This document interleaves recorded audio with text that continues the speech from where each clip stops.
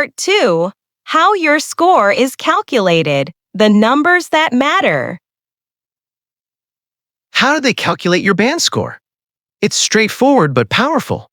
40 questions equals 40 possible marks. Each correct answer equals 1 mark.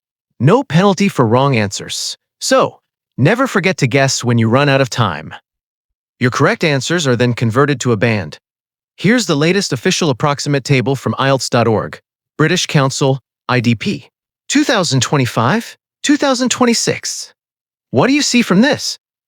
From top to bottom, we have 39 to 40, correct, band 9.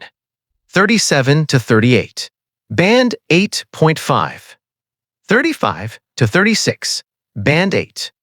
Can you guess, with 34 correct answers, which score would you have? That's right, you'll be at band 7.5. Obviously, in the table, right? How about this? With 28 correct answers, you'd be at? Maybe you already guessed.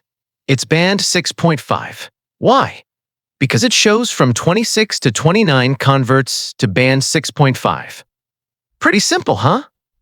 Similarly, we have 23 to 25, band 6.